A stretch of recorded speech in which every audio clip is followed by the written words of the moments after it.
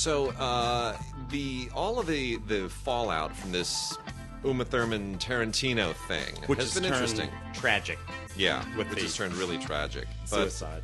Yeah, and I mean, I guess it was always tragic, but just generally from that and the Harvey Weinstein thing and Rose McGowan. Yeah, I mean all this stuff is kind of hitting a new level. For those who haven't been sort of keeping up with this.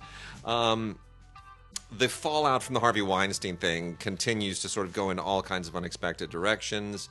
Uma Thurman finally came out and said her piece, which was more than just Harvey's attempted sexual assault on her, but it involved what she always thought was some kind of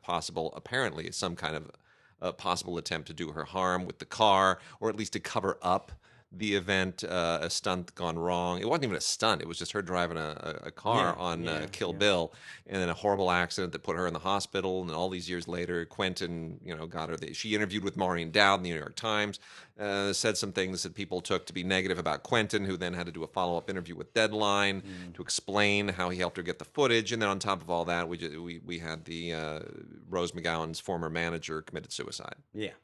Because of her, suffering from depression, her name being dragged through the muck. So we've hit kind of a new level on all this stuff. The suicide, Rose McGowan's former manager turned executive at Miramax. Yeah. And the family statement explained all of that, and it's a whole sort of complicated set of things that happened 20 and 25 years ago sometimes. It's just all it got tragic. It was ugly to begin with, and certainly lots of people were the chickens were coming home to roost and all of that. But this that suicide really threw me for a loop. That shook me. That tells you how deep this really penetrates, and it also not I'm not going to assign any blame on anybody here. There sometimes tragedies happen and nobody really is to blame. It's just things happen. But it does, we've entered a phase with social media and everything else where nothing is filtered, nothing is edited, nothing is, it's like it comes out of your id and it goes through your thumbs onto your phone and you hit send. Yeah. And how many times every month do we hear the tweet has since been deleted, right? Yeah. Right? Tweets get deleted more than newspaper articles ever were retracted. Man, I got to tell you, Twitter, right? Yeah. For a long time, I avoided that whole and complete. Then it became a necessity for work. You'll remember when that box office, they made us mirror the whole thing? Those were some angry discussions on my end. Yeah. And whatever. I have a Twitter account, and I tweet about the movies and this, that, and the other thing. But I got to tell you, I'm really glad that I have never been one much to tweet my opinions about anything. To the extent that I have ever tweeted an opinion, it might have been because I shared something. I suppose that in some ways, if you share something, that's your opinion. But never one of those little snarky statements. That people tried to pack into that 140 when it was 140. I never tried to be that clever. Here's the reason why. I'm not that clever. And B, I'm certain that nobody gives a what I think about most of these things. I really, movies, some people who care what I think about movies. Yeah. So I talk, but most of the time, I'm certain that no one cares what I think about any of these things. So I take it and I set it on the side. I talk with you. I talk with Mark. We have our little conversations. Yeah. But I have never really thought that the whole wide Twitterverse needs to know what Tim thinks. Yeah. I'm glad that I was at least that judicious this past decade. There are no tweets I need to delete. Yeah. And see, that's a good thing is I don't need to delete any tweets. That's a great metaphor for life. Yeah. Anyway, so as we continue to watch this, we will. This is going to go in all kinds of strange directions. This ongoing thing. It'll have to go on at least through the Oscars. Yeah. Because things will have to be accounted for. Yeah. And it'll be interesting to see the way that they'll be the last word on it, so to speak. Yeah. March 4th, and then whatever happens after that will happen after that, but that'll accrue to the next year. Yep. So I don't know. It's going to be interesting. And then one last plug. We do have our Film Week Oscar show coming up. Yes. So you can go to all the information should be at scpr.org, Southern California Public Radio, scpr.org. If you're in the Southern California area, grab yourself some tickets. Yeah. That's going to be Ace Hotel. The Ace Theater, adjacent to the Ace Hotel in downtown LA at 929 South Broadway. And that's going to be Sunday the 25th. Tim and I will be up on stage along with the rest of the Film Week crew and Larry Mantle and giving you all of our obnoxious Oscar pontificating. It's a great place. It's a great time. It's always a fun time. Yeah, we will not be talking about Me Too. Won't come up. No, Won't come up. it's not. There's a lot to talk about with the movies this year, though. There's a lot to talk about.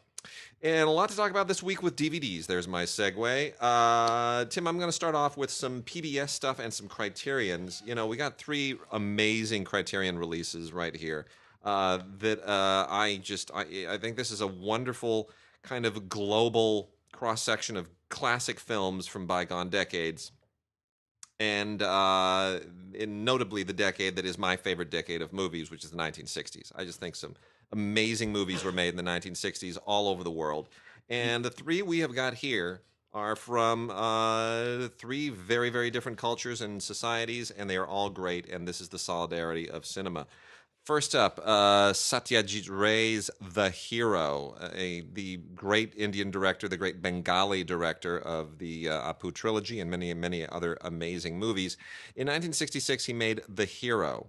And this is one of his first. This is when he was really starting to get some, bigger budgets and better caliber of production value. And Ray was able to sort of flex his muscle a little bit, much like the new wave filmmakers were in France. They started off making things like Breathless, where Godard, everybody on the sidewalk is looking at the camera, and it's really raw. And eventually, it starts to get more polished. This is a much more polished Ray film. And it stars the amazing Uttam Kumar, who was a huge Bengali film star at the time, who plays basically a variation of himself, and it deals with the issues of celebrity and how you cope with celebrity and public popularity, and it's a really interesting character study, and it's very much inside the film industry, not just the Bengali film industry or even Bollywood, which is of course separate from Bengali, but Hollywood as well. There's a lot of stuff here about just the nature of celebrity and the way that it deals with it in an almost surrealistic way at times. Ray gets a little bit hyper stylish here, which is not typical of his usually neo-realistic approach. This is a wonderful, wonderful film. It has a new program on it featuring film scholar Mahali Sen, who talks about all that stuff that you wouldn't understand, you wouldn't necessarily see if you were not a scholar or student of various Indian filmmaking styles. There's also a 2008 interview with actor Sharmila Tagore, and the subtitle translation is brand new as well. So that is on Blu-ray, the beautiful film by Ray, The Hero. Most people don't know he was 6'5". Ray was? Yeah. I did not know that. Yeah, no, most people. I knew he was lanky. I didn't know he was that tall. 6'5". I mean, I can't think of any other people from that tall. He's the only one. His when I taught film history, one of the crucial texts that I asked them to read, not the all of, but certain pieces of, was Our Films, Their Films, which is his series of essays, meditative essays about the Western films that inspired him and how they obviously change contextually when you filter them into a different culture. It's an amazing book on filmmaking. Talks about Chaplin and everything else. It's really he was a scholar of cinema too. Ray was really an amazing man. And jumping over to Japan, An Actor's Revenge from 1963, Kon Ichikawa, one of the seminal figures of the Japanese New Wave. I love the Japanese New Wave. I love it for its rich diversity and the fact that it is just all over the map. There's no it's not like the French New Wave or German, the new German cinema, where there's the young angry men. Or the thing that they do, where you can't say, oh, they all do a thing.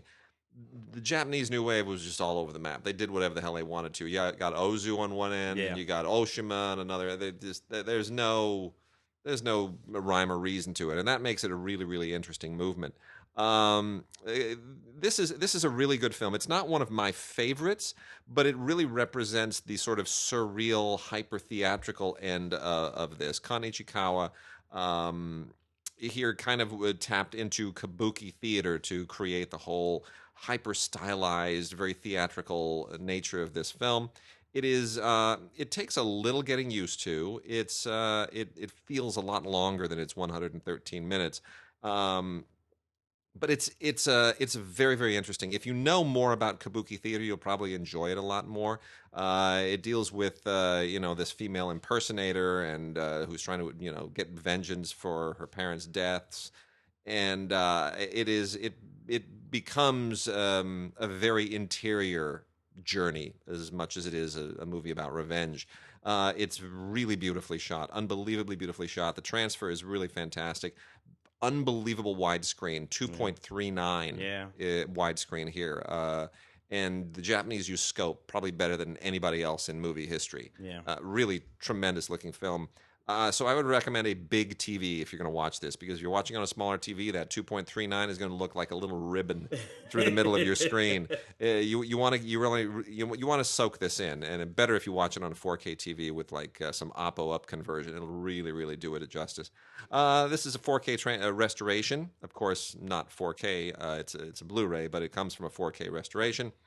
Sound is great. There's a 1999 Directors Guild of Japan interview with Kan Ichikawa, and a new interview with Tony Raines, who is a film critic and a programmer, and a really, really interesting essay by our LAFCA colleague Michael Schragow. So there's some great stuff here, and this is one of the oldest films in the Criterion collection. This was part of the Janus library long ago. And then the last Criterion title is the Oscar winner from 1963, Tom Jones by Tony Richardson, which was one of the British New Wave films that sort of put them over the top. Also 1963. And Tom Jones is a really interesting film for a lot of reasons. This includes the original 1963 theatrical version, at 128 minutes, as well as the 1989 restored director's cut, which is shorter. Tony Richardson, God bless his heart, took a look at what he did as a young man in 1963 and said, I fell in love with a few things a little bit too much. Let's make this film better. And he took 7 minutes out. Smart man, right? God bless him. Anyway, David Warner. I love David Warner in that movie. He's so good. Everything in this movie is this is a little bit of a wacky movie too. You gotta remember, this was the film that won Best Picture the year after Lawrence of Arabia. And so you have a bit of a British moment there, but two very different directors. David Lean, very much rooted in the classic style. Tony Richardson, part of this new kind of crazy, funky 60s movement. And so you have like Benny Hill type speeded up, undercranked action, and you got some really bawdy jokes in here. There's a lot of, sex is a big part of Tom Jones. Everybody's trying to get in Susanna York's. It's fantastic. You couldn't get away with any of that today. Based, John Osborne, the great playwright, adapted it. It is a really, really, really fun movie. You just have to remember it's very much of a moment. And Albert Finney, won Best Actor for this, and it's one of those Julie Andrews moments, right? He was originally supposed to play Lawrence of Arabia, didn't get the part, and then the year after Lawrence of Arabia wins, he takes home Best Actor. So it's great. All is well. Susanna York, just wonderful.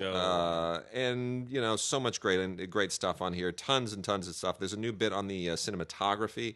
There is a new interview with Duncan Petrie, who's a film scholar, who talks about how significant this was in the British industry. A 1982 episode of The Dick Cavett Show with Albert Finney. Oh, get out. Isn't that great? That's fantastic. It's fantastic. It's so good. And they talked to Vanessa Redgrave as well about Tony Richardson, who, of course, was her husband. Yeah. And it is why all of Vanessa Redgrave's daughters, Jolie Richardson, Tasha Richardson, their names were all Richardson. Yeah. He was their dad. So Tom Jones, another wonderful Blu-ray from Criterion. And shall I blow through the go yeah. So let me pull up we got a bunch of great PBS docs. And I'll go through these fairly briskly because they're all worth checking out. So here's what we got: Slavery in the Making of America, narrated by Morgan Freeman. PBS documentary, 4 episodes that deal with the economics of slavery, which is something nobody ever talks about. It's Very solid documentary film. Really good, right? It was an institution. We fought a war over it. We got rid of it. And nobody ever talks about, one reason that the South didn't want to get rid of slavery was their economy depended on it. It was built on it. And the movie Mud is one of the movies. And that situation, that sharecropper, tenant farmer situation, comes out of the collapse of the slave situation. Yep.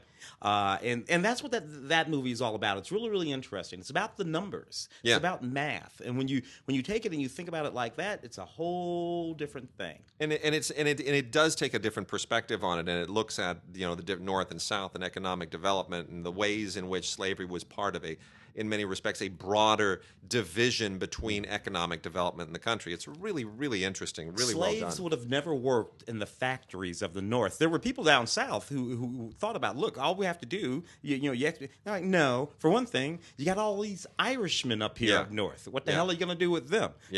Anyways, very fascinating, stuff. really good stuff. Extreme Animal Weapons. This is an episode of Nova that is totally awesome. It'll make you scared of animals. But basically it goes into why animals have the defense mechanisms that they do, from stingers to antlers to horns and everything else. Really, really cool episode of Nova. A lot of fun. Gets into pretty violent stuff, too. Seriously, when rams lock horns, man, that is just brutal. Oh, the thing animals do to each other. Another episode of Nova called Bird Brain, Discover the Intelligence of Birds. Which are dinosaurs, by the way. Most people don't know that. Yeah, right? Birds are dinosaurs. Birds are more closely related to dinosaurs than reptiles. Yeah. Because of the feathers and the warm blood and the whole thing. The structure of the legs. And we know some wacky crap, dude. We do. It's kind of weird. But in any case, this is really fun. The thing that clearly they didn't look at, though, are hummingbirds, which are the stupidest creatures on the planet. I love them, but they do not have the common sense of a subatomic particle. They are the dumbest things I've ever seen. They are dumber than pigeons. Pigeons are smart enough not to fly into your house and then not know how to get out. Hummingbirds, I'm just going to share a thing here. What's going on? Some years ago, hummingbird flew into my mother-in-law's house around Christmas time. Apparently because it wanted to sit on top of the Christmas tree. We were on ladders and on chairs with mops and brooms swatting through the air with wide open sliding glass doors trying to get that thing out. It could not find its way out. It's like we shut the lights out. We covered it. Like there was outdoor. That giant opening will take you back into the world. This thing would just not. It took about 45 minutes of 4 people chasing this thing from chandelier to treetop to finally get it out. Could not figure it out. That's hysterical. At least with flies. When I used to get house flies. Even bats. Bats are trying to get the hell out. A common house fly comes into a room. I would make the room dark, cover the windows, open up one door. It would see the light, goes for it. The light. Yeah. Hummingbirds are not as smart as a housefly. They're stupid. So that being said, PBS, the Nova documentary Bird Brain, Discover the Intelligence of Birds, is really good. Apart from that, Putin's Revenge, another amazing Frontline documentary, which in kind of certain ways is almost outdated now. Yeah. This story just bobs and weaves and changes every single day, but. This is certainly a piece of the puzzle, and for those who are following all of that stuff on the news, you will be deeply interested in it because it gets into a lot of background on Putin as well. It is interesting in that the Russian election, the presidential election is coming up. Yeah. And it's a really interesting sort of situation that's going on there. He turned out to be a different kind of guy. Yeah. Than I thought he would be. He did not strike me as one who would just go for the old school sort of oligarch, Stalin-esque sort of thing. No, it's really disappointing. The Gilded Age has been one of the latest pieces of American experience, and it's really great. There's still a lot of discussion about, was the Gilded Age a good thing, a bad thing, an essential thing, an avoidable thing? What's the fallout of it? This is the moment when the Industrial Revolution sort of just exploded and created. It's much like the digital revolution. Yeah. It's created a whole new strata of millionaires and wealth that wound up being concentrated in certain industries and certain places, and you had sweatshops, and we weren't quite ready for how to deal with it. New ways to work. And earn money. Industry, steampunk and all that kind of stuff. Yeah. But it didn't occur to us that children probably shouldn't be doing this work, and very often we would kill the children. And it was the first time in history that wealth was divorced from land. Yeah. Where it used to be understood, if you're wealthy, you owned land. If you wanted to become wealthy, you needed to own land. No, now you could be a textile merchant. You could be a banker, or just a banker. Yeah. You could be a middleman. Yeah. Connecting money to money and making money, and you could be somebody who literally didn't own a scrap of land, and you were worth millions. Yeah. So there were suddenly all kinds of ways that democratized earning money, but didn't necessarily do it in an equally measured way. So it's a really fascinating period of history. They are very good about not taking a side and sort of just laying out the era, and it of course comes on the eve of getting the television series The Gilded Age, which is supposed to premiere on NBC, I think, next fall. Look, we got Carnegie Hall, so it's there. So that's the sort of the semi-sequel series to Downton Abbey in many respects.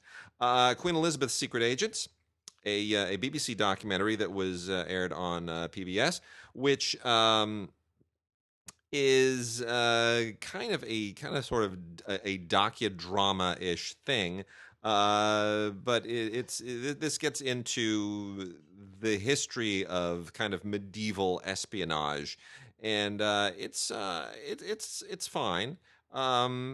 I thought it could have been a little bit less, I don't know, sensational.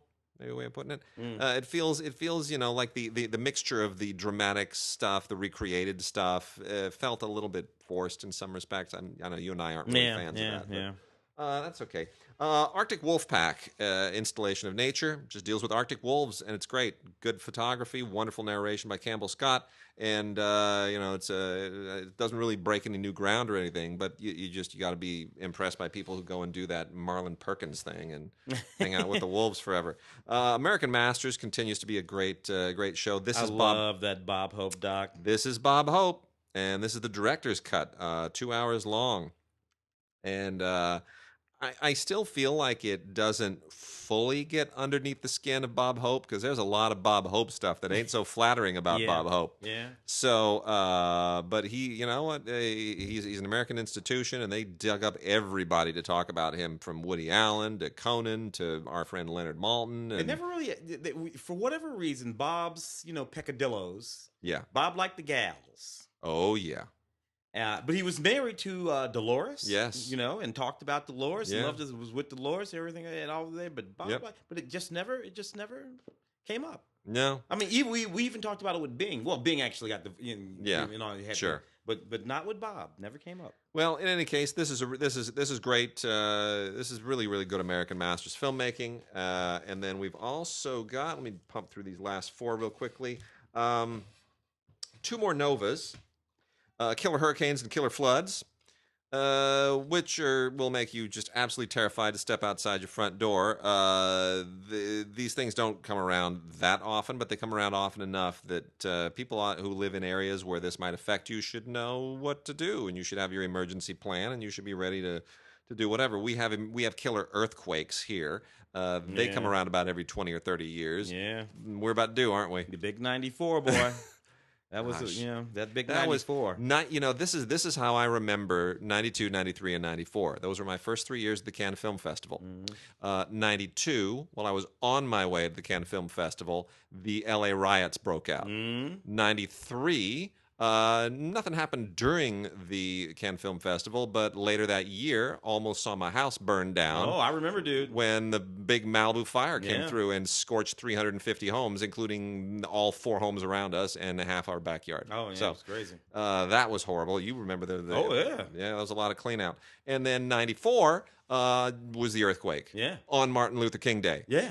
I remember that very well. At 4 o'clock in the morning, it was crazy. It was insane. And I was working Entertainment Today at that time. Yeah. The Santa Anas were. Oh man, it was. Oh man. The Salazar family nearly moved back to Long Island. Yeah. That really, they were. I remember. They the rest of the next 2 weeks. The Betty. This is the people who ran Entertainment Today. The newspaper we worked for. Where Tim and I met actually, and Mark wrote for them. We all kind of orbited that. And I remember for 2 weeks it was just like we're going back to Long Island. We're going back to Long Island. That's just I can't stand this. I can't stand this. The earthquake freaked them out. And now anyway, we are due. Killer floods and killer hurricanes, Nova. And then lastly, we've got American Experience Into the Amazon, which is the story of Teddy Roosevelt and Candido Rondon, the Brazilian explorer, going deep into the Amazon and just being manly and dangerous. This all took place in 1914. They had a big old team with them. This would make a great movie. That's what I kept thinking. I'm like, you know what? Screw the documentary. Go and get some actors and shoot this as a dramatic movie. This is really, really great adventure. I'd love to see this recreated. There are things that happen along the way that make this incredibly dramatic. It's not just a bunch of guys go down, shoot, do a little bit of hunting, enjoy the Amazon, take a tour, and come home.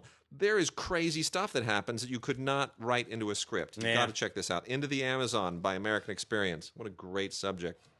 And then lastly, Havana Time Machine, which is just taking a look at Cuba and specifically Havana and trying to find a non-political positive way of looking at the way that the place has changed and being, trying to sort of find a musical way of defining the trajectory of the country. I hope that explains it without going into any giving anything away. There's some interesting stuff here. And if you're a fan of Buena Vista Social Club, movie which was part of my life for a year and a half because my wife worked on it, this is a nice compliment to it. So it's definitely worth checking out. Havana's a beautiful, beautiful city. No matter what you think about Cuba politically and all that stuff and the history, it's still a beautiful city, and it will be for a very, very long time, and crucial part of Western hemispheric cultural and musical heritage. Can't get away from it.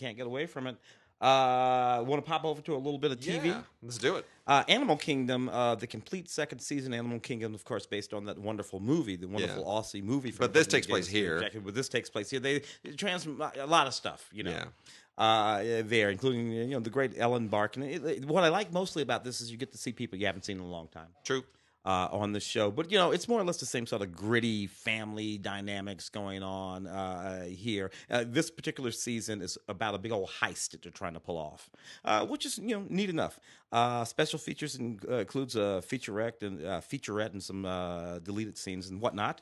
Interesting stuff there. Homeland, believe it or not, Homeland started in 2011. Mm-hmm. Man, that's a while ago. Crazy, right? I think about Claire Danes. First of all, Claire Danes for me will always be, my so-called life. Yeah. Claire Danes, fell in love with her way back then, and had an interesting sort of little movie career for a while. Claire Danes. She did, yeah. Before this series caught on, and she sort of grew up on this series where she plays a bipolar CIA. Man, is she bipolar operative. Have you seen the new season commercials? No. Look, if she's been out of her mind in previous seasons, she's cranked it up to 11 from what it looks like with the new season. She's just completely out of her mind. She's flipping out. To be honest with you, I always found that theme in this show as just a little forced. Bit. Yeah, I'm like, really? Yeah. You got to make her bipolar. Like actually bipolar, and the worse she gets, I get it. She's good at the things that she does, but I mean, that chick is bananas out of her mind. She's gonna get us all killed. Like making Tony Shalhoub. Yeah. Giving sort of disorders and disabilities to the characters just to little glitchy guy. Yeah. Anyway, whatever. That's what this is. Complete 6th season. Lots of special features over there. Jessica Biel and Bill Pullman in Sinner. Season 1. Did not watch this while it was running, and then when they popped up, I started checking them out, and actually it was pretty good. Jessica Biel is quite good in this series. Young mother, who she plays, and there's just this startling sort of act of violence. This career, she's got this little boy. This is right. Did she do it? Did she not do it? One of those kind of things going on. A lot of bonus features here, and again, this is where great actors go to hang out. Bill Pullman Mhm. who was in the Ballad of Lefty. Oh, the Ballad of Lefty Brown, Yeah, which we talked about like 2 weeks ago. I yeah, think it was. it's a really kind of neat little western. Yeah. You like Hostels a lot. I did. I like the Lefty Brown movie I quite a like lot them too. both. It's a different kind of movie than Yeah. Hostels, you know. Yeah. But I like the movie. Anyway, Bill Pullman still knocking it out, so that's outstanding. And then we're gonna do actually we're moving on here. This is the complete. This is Master, the Lee Van Cleef, Timothy Van Patten series. This is so cool. I know that thing is what it ran for like a half a season. I think it didn't even, but it was it was like the first attempt at doing kind of a martial artsy samurai thing for TV. I remember this is like the early '80s. Yeah. About 1984.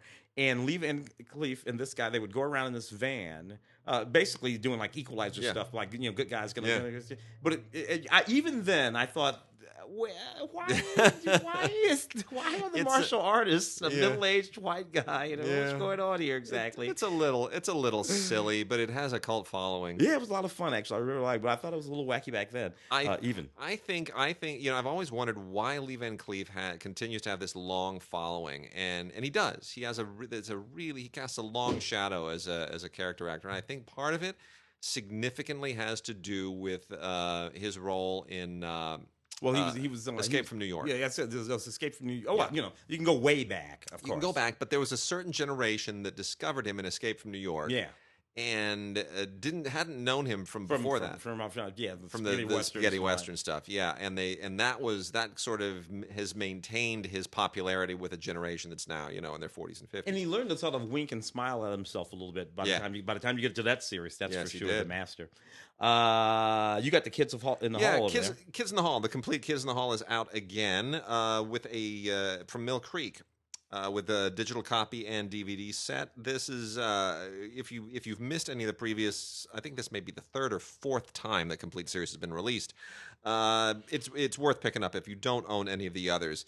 Kids in the Hall was one of the sort of seminal sketch comedy shows. Yeah. A bunch of guys out of Canada, very much in this sort of SCTV vein, but edgier. Yeah, they took crazier risks. Well, they played with the fact that some of the members were gay. Yeah, and worked with that. Kids in the Hall is going to be about late '80s, about 30 years ago, right? Yeah. SCTV just a little bit before that. So they played with some of that stuff. Came up with some really sharp characters. Ran for 5 seasons and leaned into it. They really gave us Dave Foley. Some really great stuff. There are a lot of actors came out of this. None of them went on to those kind of. Super careers that we saw for people from SCTV or from Saturday Night Live. If you come out of Saturday Night Live with a head of steam, boom, you got a movie career, or a TV career at the very least. A shot at it, at least. Yeah. Yeah. Dave Foley's sort of the one. News radio. Yeah. Yeah. Dave Foley kind of is the one. There are a few others who made a decent go of it. Kevin McDonald, Mark McKinney. None of them really ever just blew up big after the show, and that's too bad. I keep hoping they will. Scott Foley was always just fun to watch, but he would pop up here and there. Yeah. You would have thought that there would have been some sort of Scott Foley, comedy hours. Well, I mean, he did voice the lead in Bug's Life. True. Which is a big deal. Yeah. So anyway, it's a lot of fun. I still do that to people. This is how I know I'm really old.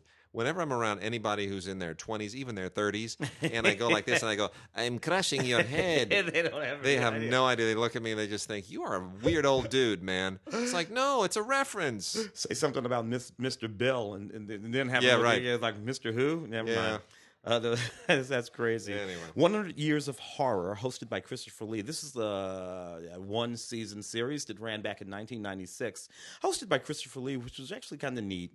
Everybody would show up in this series. Of course, you're Roger Corman, but he had interviews and footage as he talked about all of the great horror films over the years and played clips and everything. So you see Boris Karloff and Bela Lugosi and Lon Chaney Jr. and Vincent Price and Cushing and Claude Rains, just all of that stuff, and references to the Mummy and the Wolfman, and all those great old Universal.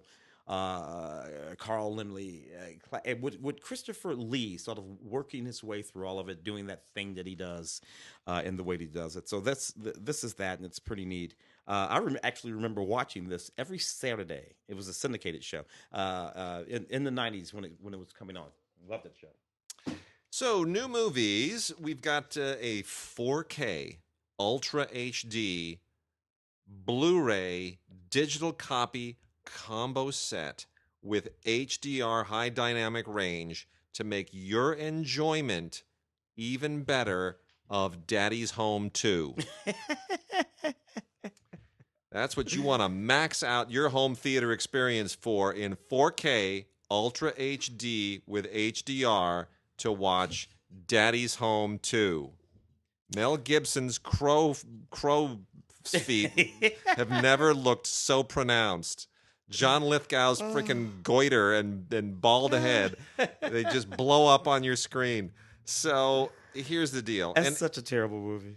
Here's the thing. I will, in fairness, say this comes with a bonus digital copy of the original Daddy's Home. So if you didn't see the original Daddy's Home, they are trying to coax you into getting this to say, well, we'll let you clue you in on the original movie, get your bonus copy. Here's my advice: go buy the original Daddy's Home and don't watch this. Just pretend like it didn't happen. Pretend like this doesn't happen because it kind of ruins the original film. The original Daddy's Home I thought was a really very cute, clever, smart movie and some great jokes. This is like if somebody told you a great joke and then didn't stop at the punchline and then kept on telling you stuff that wasn't funny and then started to explain it. It just doesn't work at all. It's really unfortunate. They sort of ruined a good thing. The idea, of course, is the same thing that you got with Meet the Fockers, which is, you took a great idea and let's add another generation on top of it. And, hey, we'll cast Mel Gibson as Mark Wahlberg's dad, John Lithgow as Will Ferrell's dad, and now we get double the fun. And everybody got to buy that second beach house. That's all that matters. Yeah, I guess. Anyway, it does. It's just, and on top of that, there's and again, if you haven't seen Daddy's Home, I'm not going to give it away, but there's a terrific gag that comes at the end of Daddy's Home, which ties into another movie, another comedy, and which ties into an Amy Schumer comedy. I will leave it at that. And it's a great reference, and it's really funny. And now it's not even a throwaway joke. Now it's a whole new thread in the movie. And it just it sort of loses all that steam. It's really unfortunate. I'm just so disappointed. And 4K. I mean, I guess I'm sure some people love this movie, but I can't. No, they don't. I can't. No, they don't. They don't. Okay. I just don't think so. New movie, Roman J. Iswell Esquire, which I think we thought we might have been talking about. Well, he's nominated. He is in fact nominated. Yeah. Which and if there was one thing to happen vis-a-vis, it would be his nomination. Yeah. He's, to the extent that this movie works, and I actually rather like this movie. Right, I like it thematically. I like what it's about. It's about this this attorney, this sort of savant attorney named Roman J. Iswell Esquire. Whose mentor passes away and sort of leaves him out there in the wind because he's always had this sort of sheltered environment. Yeah. And he goes to work with Colin Farrell at this sort of sharky law firm because he is, in fact, a bit of a savant. He knows the entire California penal code, all of that kind of stuff, right? Yeah. And he has this thing that he wants to do. And there's a twist and a turn and all kinds of things happen in the movie. But what we're really doing is hanging out with this guy inside his head, inside this person who's on the spectrum. He's on the Asperger's spectrum. And working through his sort of very naive, almost childlike understanding of what the law is and the way it ought to work. And feeling all of his pain when he sees it not working. And I don't know, it was a very moving thing for me. And I love the way Denzel put on 25 or 30 pounds and got himself that big old bushy afro. And he's roaming around all the time, listening to that Walkman, actually a Sony Walkman.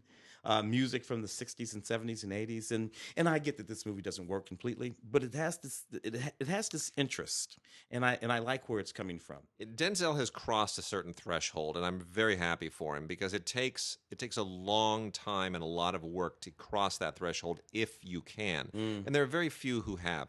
Jack Nicholson crossed it. Yeah. Meryl Streep crossed it, and Morgan Freeman crossed it. Yep. Which is where you even though you're a movie star, you are now older and you're a character actor and you can play anything you want and they aren't marginal movies. Meryl Streep shows up in stuff all the time now. Yeah. And an actress that age to be able to get, top billing in all kinds of movies, that's what you want. That's what you dream of your whole career. And then you're in your 60s and you're still getting starring roles. And then you're in your 70s, you're still getting starring roles. And then you're in your 80s, you're still getting starring roles. and that's where you want to be. Yeah. And that's where Denzel is right now. He's in that place where people just want to see him on screen, whether he's 40, 50, 60, 70 years old.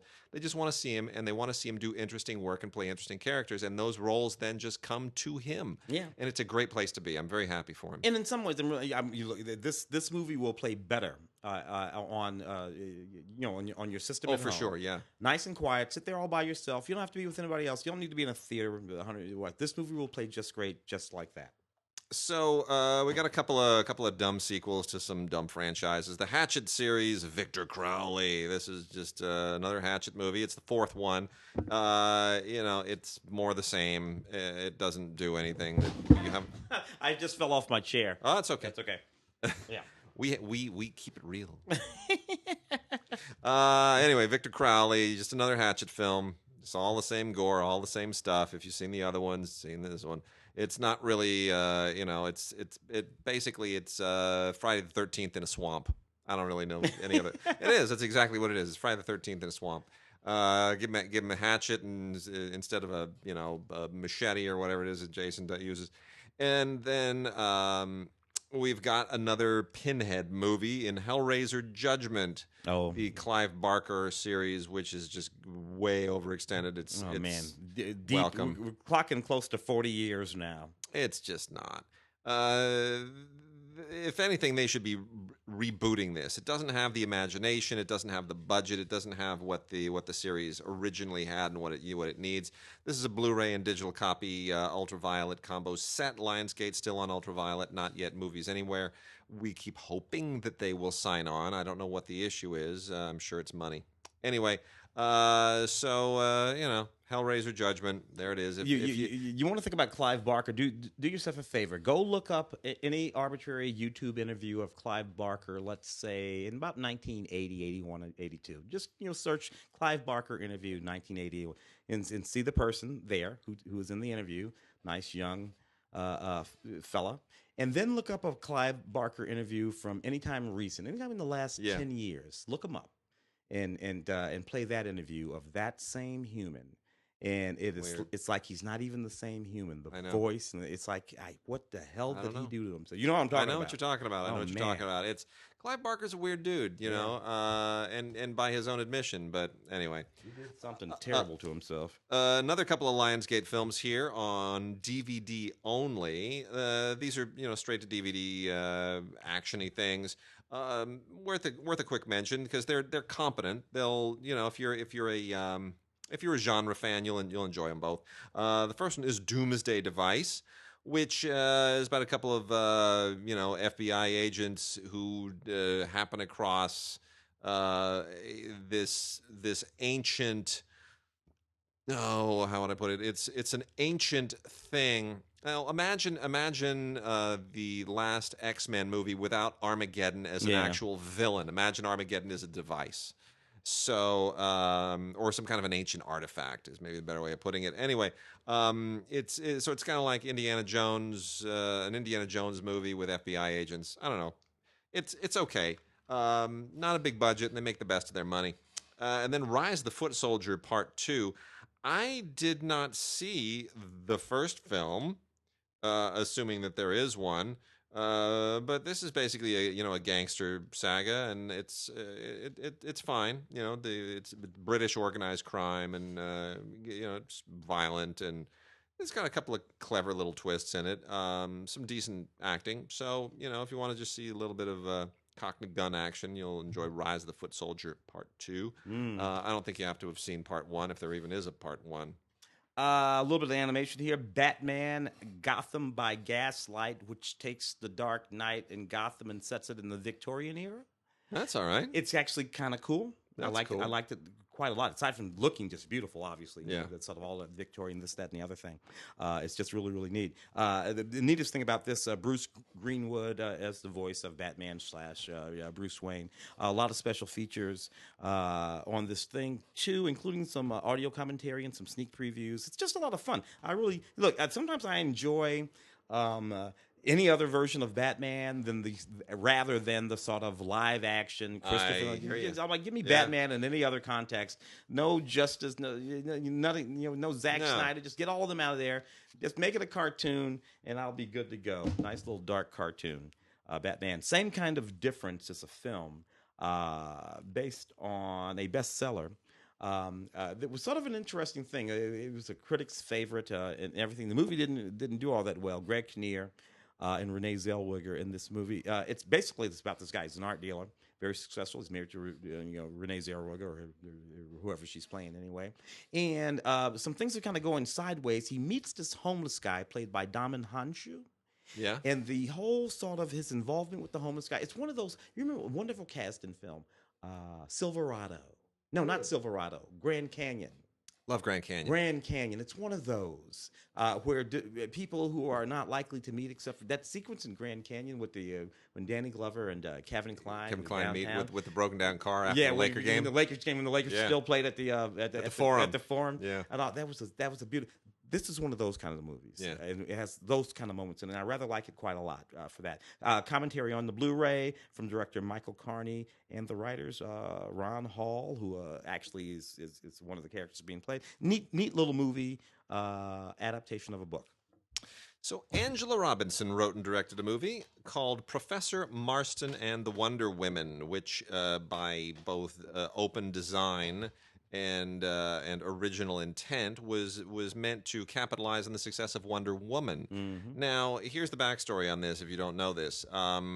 Marston was a professor who actually did, in fact, create Wonder Woman. It was almost because he couldn't get work any other way. He'd lost his job as a professor, and so he created a comic book to sort of promote certain ideas about gender and sexuality, to sort of put this into a pop culture into kind of a pop magazine format, a pulp format, and wound up striking it rich with Wonder Woman as a hero, as a heroine who wound up becoming part of the DC Comics universe eventually.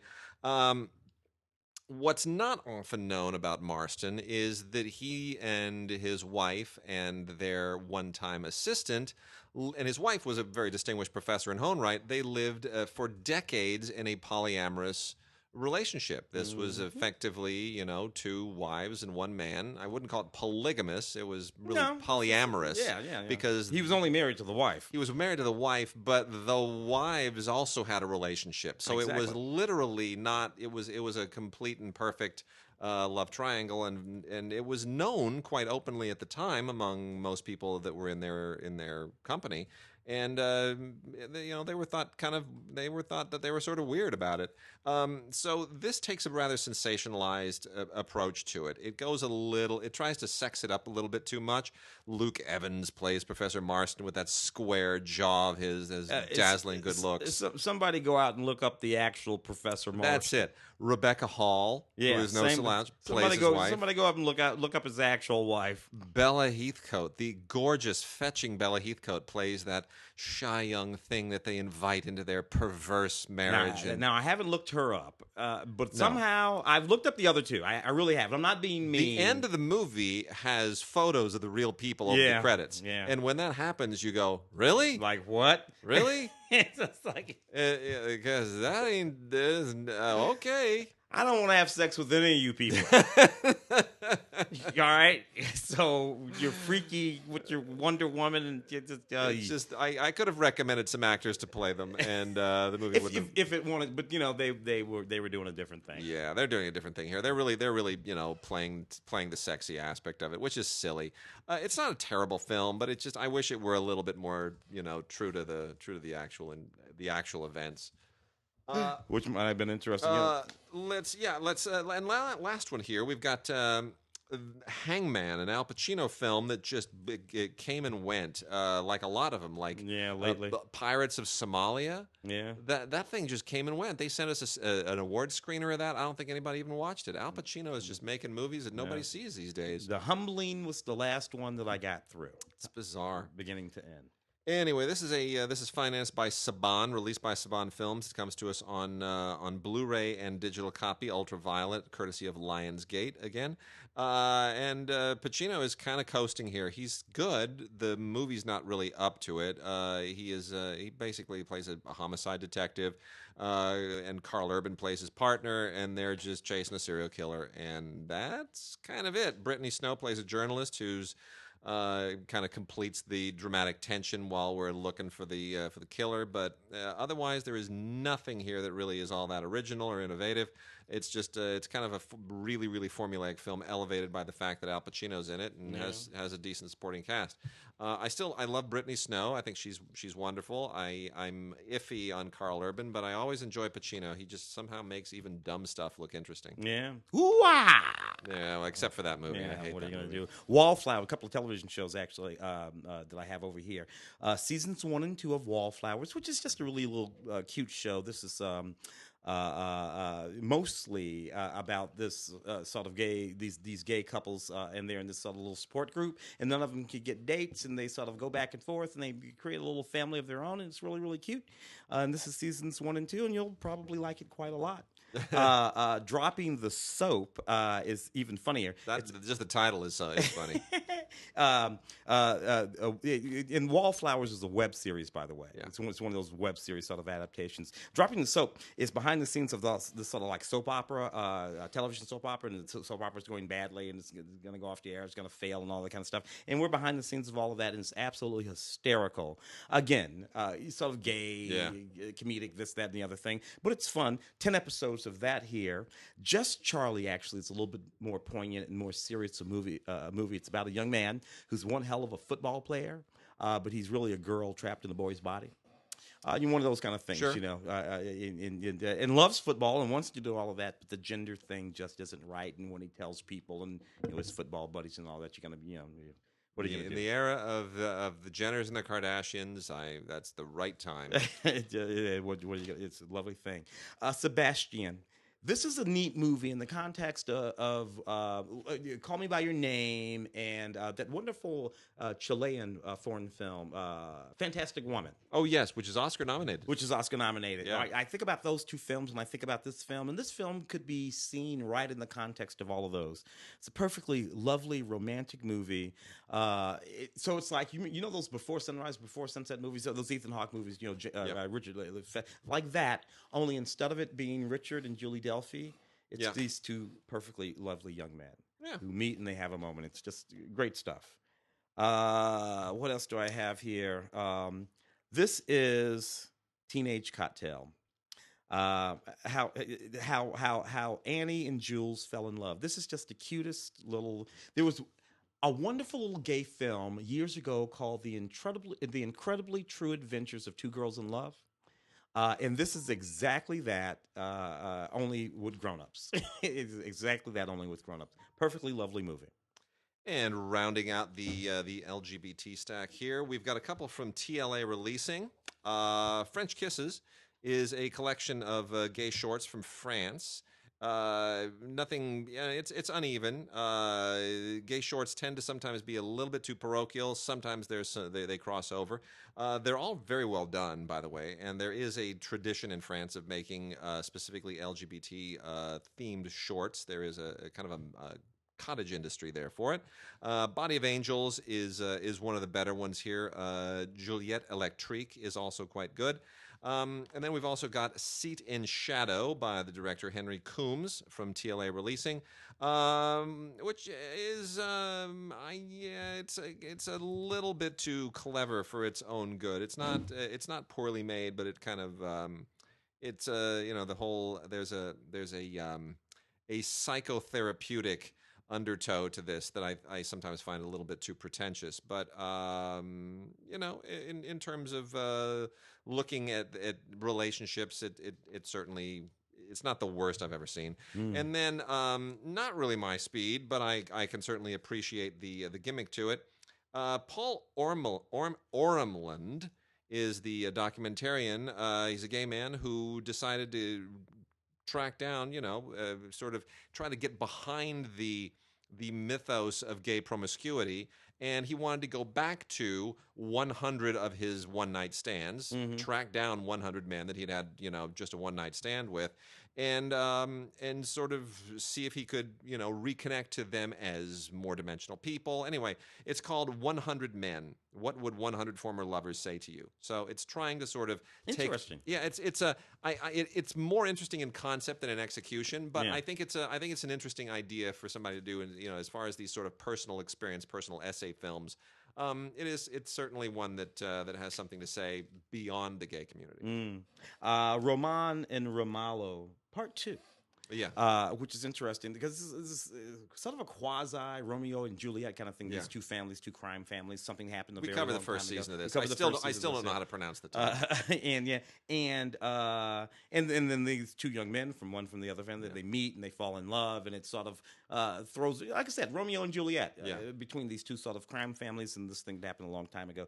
It's actually quite a good series. The first one for sure, and this one as well. Anyway, nice stuff. So, classic movies, Hell or High Water. If you bought the Blu-ray combo set about a year ago, you're gonna be really upset because they just released the 4K of it, and it's really, really gorgeous. This is a really good movie, and well worth its Oscar nominations at the time.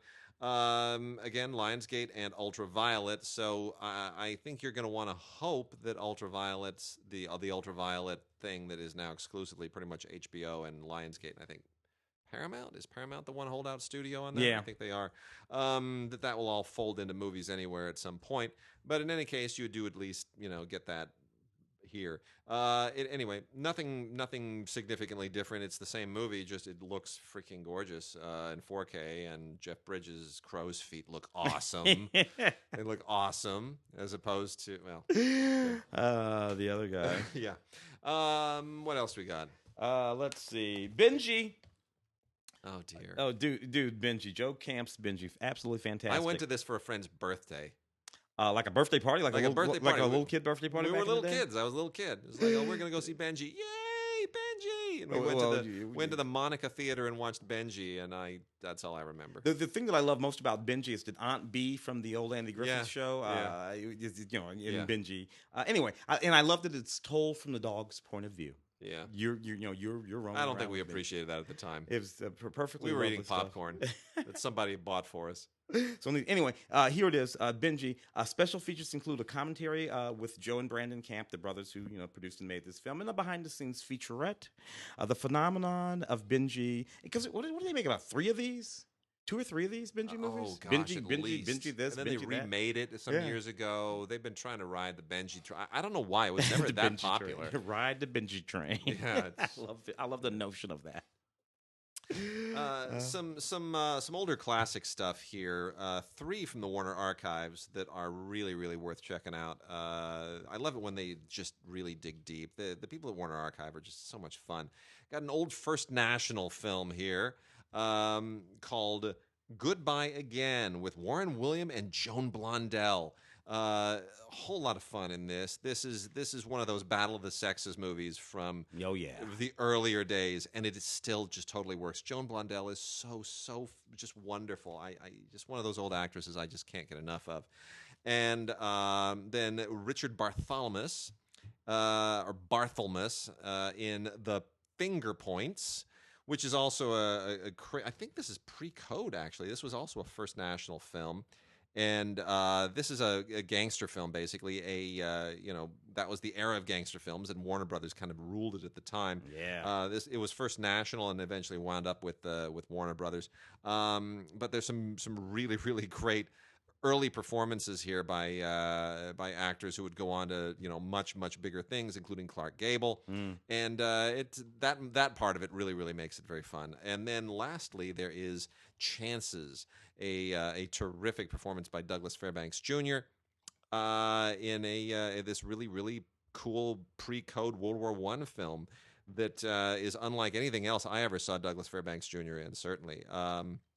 It's sound. We normally associate him with with the silent era. But boy, this really it is, you know, a lot of great World War I films from the early 30s and the late silent era in the late 20s, and this really this has, you know, this has some moments. And Alan Dwan, who directed this, of course, would go on to do a lot of kind of adventure films. We talked about one, I think, last week.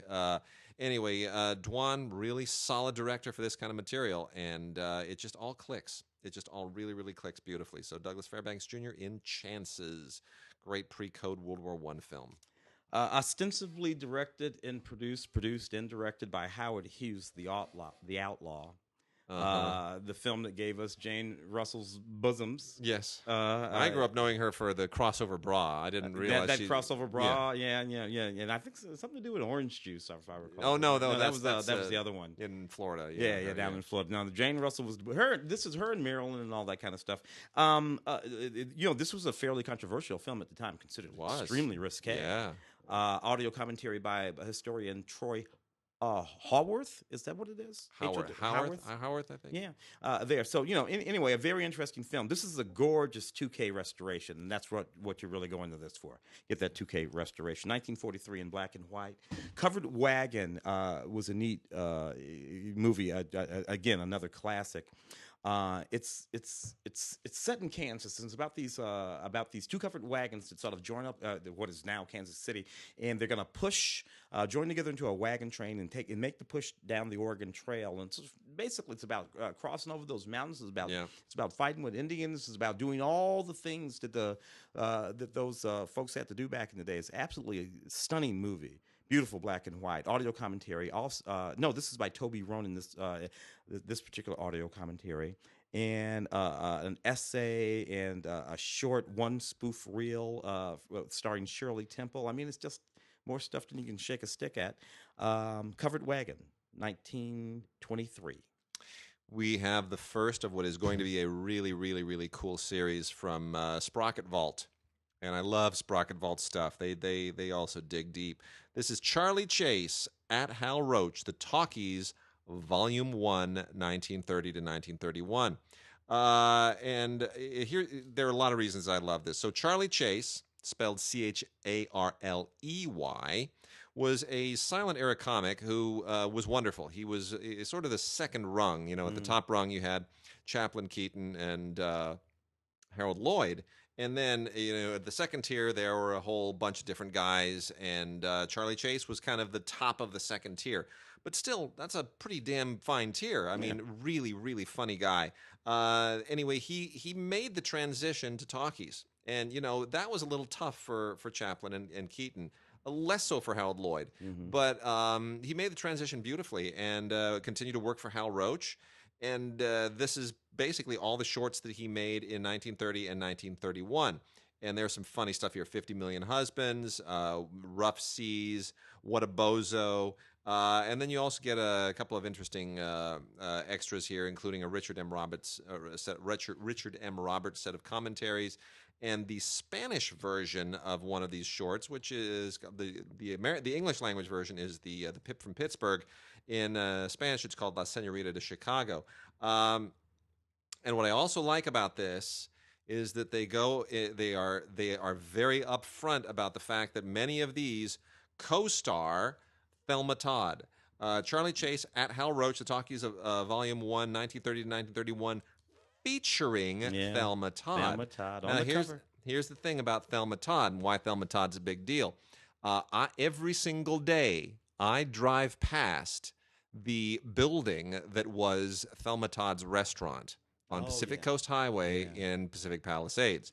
It later was owned by the Catholic Church, which was turned into a production house. The Catholic Church had a production arm that made a lot of these kind of faith movies back in the day. That was Paulist Productions, and they were located in that building for decades. And it was recently sold, and they're remodeling it now. But they have to stay true. It's a preserved building. But it was still originally Thelma Todd's. And they made a TV movie on Thelma Todd starring Lonnie Anderson back in the 80s. And the thing about Thelma Todd was Thelma Todd was sleeping with gangsters and Lucky Luciano. Anyway, Thelma Todd was murdered. And she was murdered, and they found her body on the stairs right near Thelma Todd's restaurant. And her lover was found dead in his car about 2 streets up. All of these are places that I've walked past, and I've visited these places all like constantly. I live near them.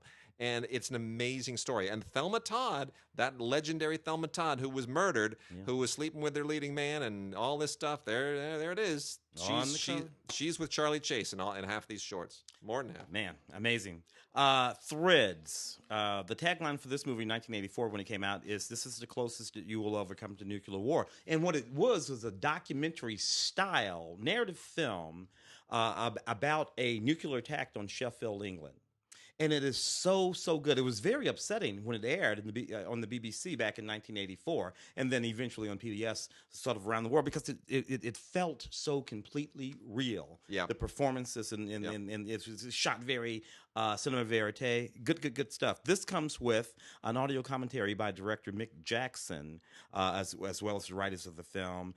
Karen Mihar's audition for Apocalypse Now. Karen Mihar, this is her debut film. We know her from Apocalypse Now, right? But this is her debut film. Nice. This film. So this is a very good movie. That, I don't know, in some ways kind of timely. Restored 2K scan. And just a few more things to wrap out the show. Gate 2, which is a very funny, campy, culty sequel to the original Gate. This is from 1990. It really belongs to the 80s. It's very much an 80s movie, like Ghoulies and all that stuff. That's from that same sensibility. Directed by Tibor Takash, who was a real schlockmeister back in the day. You know what? If you like Gate, you will the Gate, the original The Gate. You will love Gate 2. It's the same stuff, and it's all that interdimensional goofball stuff. That's just it's so campy now. And then I love the tagline. There's only one thing more terrifying than the first visit. The second. Why would you make a second visit? And then we've got a 6 DVD set. Dean Martin and Jerry Lewis, 5 films and 20 hours of television. This is stuff that is available separately, but it's nice to sort of have it all in a single set from Mill Creek.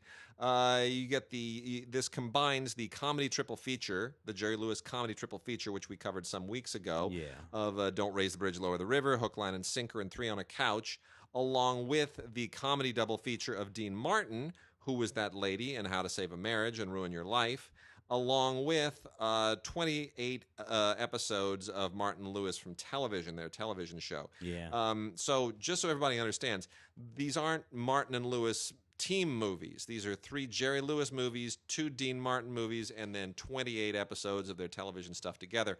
So it's a nice sort of general broad-based compilation of stuff you might otherwise never think to pick up, but you might want to pick it up in a single box set. It's nice and affordably priced. Yeah, then you got it. Then you got it. Let me hit a couple of foreign things real quickly here. 3 that I have here that are really, really nice special edition sets. The first one was from Kino Classics, a 3-disc set of Underground, which won the Palme d'Or at Cannes. This was the second time that Emir Kusturica, the great Serbian director, won the Palme d'Or. The first was Papa's Away on Business. And Kusturica nails it here. He's always been kind of like a Balkan Fellini. But Underground is an amazing movie. This was made in 1995. Basically, he tells the story of 2 guys who are, they're like black market dealers during World War II. And then they go, for reasons I won't get into this underground cellar, and they wind up there for about 20 years. And the repercussions of that and the circumstances surrounding that, it's really quite, it's a metaphor, it's an allegory, it's all those things, but it's also really, really smart and very original. Lots of great stuff on here. 1996 documentary on the making of the film is fascinating. And there's also a lot of behind-the-scenes footage and interviews with cast and crew. And then a couple here from Arrow Academy, the Federico Fellini film that goes right along with Underground, Orchestra Rehearsal, The Decline of the West in C Major. The subtitle of that is often not repeated. It's not just Orchestra Rehearsal, it's The Decline of the West in C Major, which tells you everything that you need to know about this. This was made in 1978, originally for television, released theatrically in 1979. And it's really a surreal, fascinating movie. And then also from Arrow Academy is Henri Georges Clouzot's Inferno. This is the film that we gave an award to at the Colcoa Festival some years ago. We gave this our top award, and this is an extraordinary documentary about a movie that never was. There was the Henri Georges Clouzot wanted to make this movie Inferno. That was just tempestuous, kind of romantic thriller about obsession, very much in the vein of Vertigo, and he actually started to shoot it in 1964 and never finished the film for reasons that are all explained in the film. And you see all the original footage here, and you see where it was going to go and how daring he was going to be stylistically, all this psychedelic stuff. Really an unbelievable. It was going to be an unbelievable movie, and the story behind the making of the movie and why it didn't get made is actually even more extraordinary than the movie itself. Years later, Claude Chabrol would, of course, shoot the same script in his movie, but that's a Claude Chabrol movie. And if you ever have a chance to pick up the Cohen Blu-ray of that film, you will hear a commentary by me. So I do have a certain passion for this story, but this documentary is unbelievable. This is one of the all-time great documentaries, and the story of how this documentary happened, how the filmmaker bumped into Clouzot's widow in an elevator in which they were trapped together, is like a story all unto itself. So it's really amazing. Henri Georges Clouzot's Inferno by Serge Bromberg and Ruxandra Medria from Arrow Academy. Oh, you're so good with the names. I'm not even going to. Tom of Finland.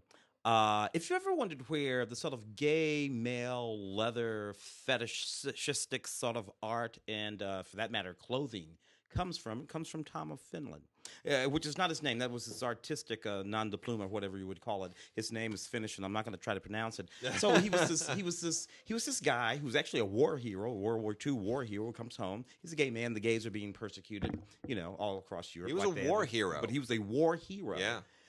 And he refused to sort of acquiesce.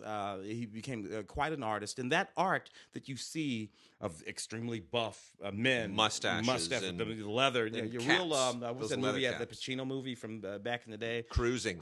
That look, that Yeah. part and parcel of his art and fashion and all of that stuff. And this movie is a biopic about that guy, that man who was really, an anarchistic sort of figure, an iconoclast. And this is really, really a neat movie about him. He's a gay hero, obviously, but to me, just sort of a heroic figure in general. This comes with all kinds of neat stuff, deleted scenes, and we actually go to Tom's house in Finland in the special features where we actually did a lot of his work, and the campaign, a featurette, just everything you can think of. A really neat piece of history, and explains something that you might not have known where it came from before. Neat stuff. I like it quite a lot. And that's it for this week. So go to scpr.org and grab yourself some tickets for our Film Week Ace Theater show, the afternoon of Sunday the 25th. Come on over. We'll be there right about noon. I think the show kicks off at about 1 p.m. Yeah, and it will. Nice afternoon show. It's a great afternoon show, and it will, of course, be aired on Friday the 2nd and Saturday the 3rd, right before the Oscars on the 4th. And it'll be a good time had by all. And I think then we will have, we should have one more show then before the Oscars, but I think we will, we'll have one more show before the Oscars. Okay. And then we'll talk a little bit about our predictions and all that fun stuff, and try to get that up on the site. We've all been super busy lately, so the site hasn't been super updated, but Tim wrote a terrific review that you're definitely going to want to go check out on the site. So go visit cinegods.com, visit scpr.org, and we will see you guys next week. Mm-hmm.